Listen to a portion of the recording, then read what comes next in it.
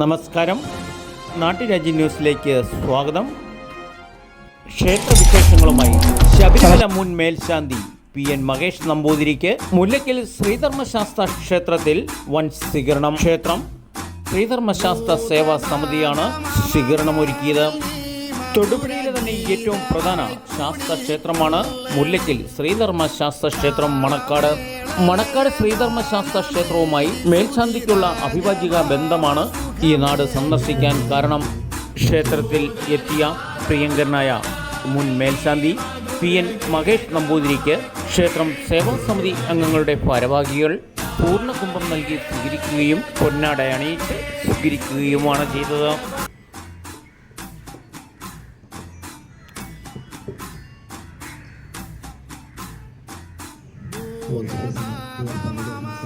EAP Mukundan, VR Pankajakshan, Padmakumar, Anu Radhakrishnan, Chandrasekharan Nair, Periyasamy, Babuswamy അവർകൾ തുടങ്ങിയവരുടെ മുഖ്യ കാർമ്മഹത്വത്തിലായിരുന്നു സ്വീകരണ ചടങ്ങുകൾക്ക് നേതൃത്വം നൽകിയത്.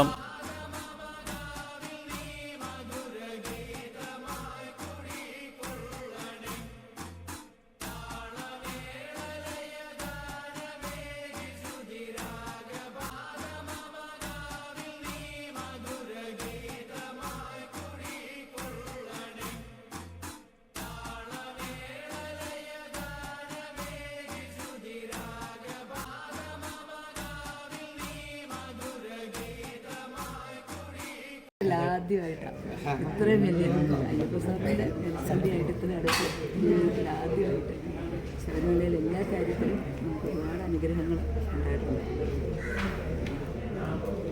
പിന്നെ ഫോറസ്റ്റിൽ അല്ലെങ്കിൽ അതിൻ്റെയൊക്കെ ചുമതലയുള്ള ആളുകൾ മാത്രം, അതും വളരെ കുറച്ച് ആളുകൾ, എണ്ണത്തിലുള്ള ആളുകൾ മാത്രമേ പിന്നെ അവിടെ നടയടച്ച് കഴിഞ്ഞുള്ളൂ. അപ്പോൾ അങ്ങനെയുള്ള സമയത്ത് നമുക്ക് അനുഭവപ്പെടുന്നത് ഇപ്പോൾ ഈ മണ്ഡലക്കാലം ഇതൊക്കെ കഴിഞ്ഞ് അവിടെ ഈ ശരണംവിളിയുടെ ഘോഷം അങ്ങനെ എരമ്പി കടലും വിട്ട് എരമ്പി പോലെ അങ്ങനെ ആ ശബ്ദമുഖരിതമായ ആ അന്തരീക്ഷം പെട്ടെന്ന് മാറി യാതൊരു ശബ്ദവുമില്ല. സൈലൻ്റ് എന്നിട്ട് പറഞ്ഞാൽ പോരാ, സൂചി ഇങ്ങനെ ഇട്ട് കഴിഞ്ഞാൽ അതിൻ്റെ ശബ്ദം വരെ കേൾക്കാം എന്നൊരവസ്ഥ പോലെ ചില സമയത്ത് വെളുപ്പാങ്കാലത്തൊക്കെ അങ്ങനെ ഇരിക്കുന്ന ആ സമയത്ത് ഇപ്പോൾ നമ്മളവിടെ ഇപ്പോൾ പറഞ്ഞില്ല വെളിച്ചായി അവിടെ ജപിക്കാനൊക്കെ ആയിട്ട് പോവുകയാണെങ്കിൽ അപ്പോൾ അത് നേരത്തെ പറയുമവർ വളരെ നേരത്തെ ഒന്നും 2:30 3 മണിക്ക് മിനിറ്റ് എനിക്ക് പോരുത് എന്നുവെച്ചാൽ അത്ര ഈ വെളുപ്പാങ്കാലത്ത് ഈ പറഞ്ഞ രാത്രി അങ്ങനെ പാടില്ല എന്ന് പറഞ്ഞാൽ സാധാരണ ഒരു സ്ഥലം പോലെയല്ലോ. അതുകൊണ്ട് അപ്പോൾ അവർക്കും ഒരു പരിമിതിയുണ്ട്. അപ്പോൾ വെളിച്ചായിട്ടൊക്കെ പാടുള്ളൂ എന്ന് പറയും. അപ്പോൾ ഒരു 5 മണി ഈ സമയത്തൊക്കെ എൻ്റെ കുളി ഇതൊക്കെ കഴിഞ്ഞ് മാളികപ്പുറത്ത് പോകും. അത് കഴിഞ്ഞ് ഇവിടെയും വന്നിരുന്ന് നമ്മുടെ പതിവ് ദേവാലയങ്ങൾ ജപം ഇതൊക്കെ ഈ ചെയ്തുകൊണ്ടിരിക്കുമ്പോൾ വാസ്തവത്തിൽ അതിന് ചുറ്റുമായിട്ട് പല സംഭവങ്ങൾ അരങ്ങേറുവാണ്. ഈ കിളികൾ ഇപ്പോൾ പറഞ്ഞില്ലേ, കുയിൽ, ഇങ്ങനെയുള്ളതൊക്കെ വന്ന് കുറേ നേരം അവരുടെ ഉപാസന തന്നെയാണെന്ന് തോന്നുമല്ല ഈ പറഞ്ഞതുപോലെ ഇപ്പം നമുക്ക് മനസ്സിലാവില്ലല്ലോ അത്. കാരണം ഇപ്പോൾ 1-2 ദിവസമൊക്കെ ഇതിൻ്റെ ഈ ശബ്ദം കേട്ടപ്പോൾ ഞാൻ ഓർത്ത് ഇത് ഈ ഫ്ലൂട്ടൊക്കെ ആരെങ്കിലും സാധനം ചെയ്യണതാവും ഇവിടെ ഉള്ള ആരെങ്കിലും എന്നോർത്ത് അങ്ങനെ അത് കഴിഞ്ഞ് വന്ന് നോക്കിക്കഴിഞ്ഞപ്പോഴാണ് ഈ കിളി അതേ സമയത്ത് തന്നെ പിറ്റേ ദിവസം ഈ പറഞ്ഞ പോലെ കുറച്ച് നേരം നമ്മളിപ്പോൾ നടയടച്ച് കഴിഞ്ഞപ്പോൾ ഈ സോപാന സംഗീതമൊക്കെ കേൾക്കണ പോലെ ഈ കുറച്ച് നേരം ഈ അവിടെ ഇരുന്ന് ഇങ്ങനെ പാടി അത് കഴിഞ്ഞ് അങ്ങോട്ട് പോവുകയും ചെയ്യും. അത് കഴിഞ്ഞ് ധാരാളം കുരങ്ങന്മാർ.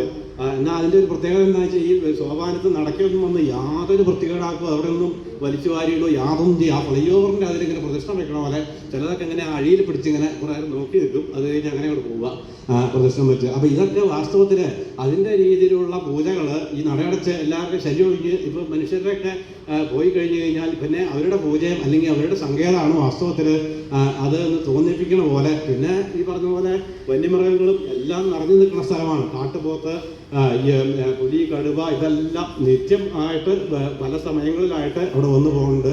പിന്നെ അതിലെ ഏറ്റവും ഒരു പ്രത്യേകത എന്താണെന്ന് വെച്ചാൽ ഇതുവരെ ഒരാളെ അപകടപ്പെടുത്തിയ എന്നുള്ള ഒരു വാർത്ത ഇതുവരെ വന്നിട്ടില്ല എന്നുള്ളതാണ്. വെച്ചാൽ ഈ ഇത്രയധികം വന്യമൃഗങ്ങളും ഇതെല്ലാം നിറഞ്ഞു നിൽക്കുന്ന പാമ്പുകൾ, അനേക തരത്തിലുള്ള സർപ്പങ്ങളും പാമ്പുകളും ഉണ്ട്.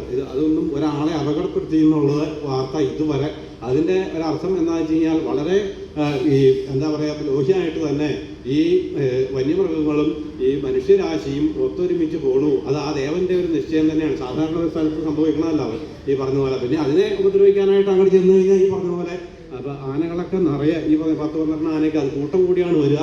ഈ ഒരാന തനിയായിട്ട് അങ്ങനെ വന്നു കഴിഞ്ഞാൽ അത് ഈ പറഞ്ഞ പോലെ അത് കുറച്ച് ഈ കുഴപ്പമുള്ള ആനയാണ് താനും. അപ്പോൾ ആ സമയത്തൊന്നും നമ്മൾ അതിൻ്റെ അടുത്തേക്ക് പോകരുത്, ദൂരെ നിന്ന് ഇങ്ങനെ കാണാം.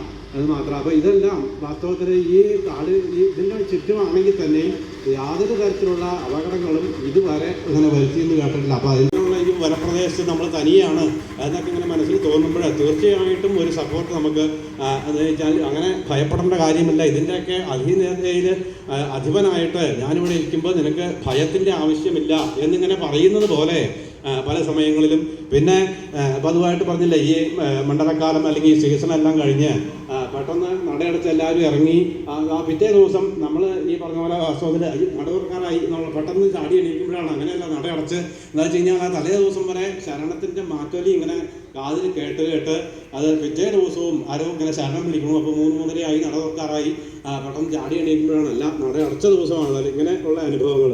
പിന്നെ അവിടെ ഈ പ്രത്യക്ഷമായിട്ട് ഇപ്പോൾ പറഞ്ഞ പോലെ ഈ പൂജ കഴിക്കുന്ന സമയത്ത് അല്ലെങ്കിൽ പൂജ കഴിക്കാനായിട്ട് അങ്ങോട്ട് പോവുക.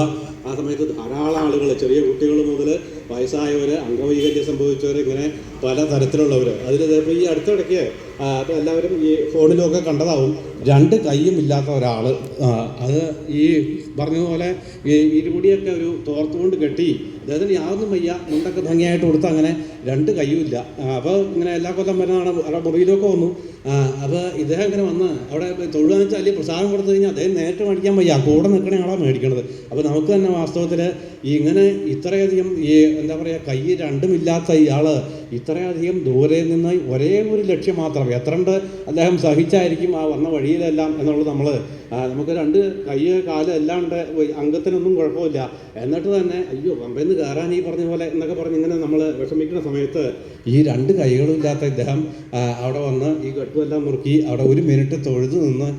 അപ്പോൾ വാസ്തവത്തിൽ ഈ രംഗം നമുക്ക് കാണുമ്പോൾ ഇത്രയധികം ക്ലേശങ്ങൾ സഹിച്ച് ഇത്ര ദൂരെ നിന്ന് അപ്പോൾ ആ ഭഗവാന്റെ ഒരു മാഹാത്മ്യം അല്ലെങ്കിൽ അദ്ദേഹത്തിന് ആ ഭഗവാനോടുള്ള ഒരു വിശ്വാസം എത്ര ഉണ്ടെന്നുള്ളത് നമ്മുടെ ഉള്ളിൽ തോന്നുമ്പോൾ ഒരു സെക്കൻഡ് അദ്ദേഹത്തിന് തൊഴുവാൻ സമയം കിട്ടുന്നു. 1 വർഷക്കാലം 24 മണിക്കൂറും ആ ഭഗവാനെ സേവിക്കാനായിട്ട് നമുക്ക് തന്നിരിക്കുന്നു എന്നുള്ളത് ഈ എത്ര വലിയ അനുഗ്രഹമാണ് എന്ന് നമ്മൾ തീർച്ചയായിട്ടും ചിന്തിച്ചു പോകും. ഇത് വാസ്തവത്തിൽ ഇത്രയധികം ക്ലേശങ്ങൾ സഹിച്ച് ആ ദേവനെ അല്ലെങ്കിൽ തൻ്റെ ജീവിതത്തിൽ ഒരു അനുഭവമായിട്ട് വന്നിട്ട് ആ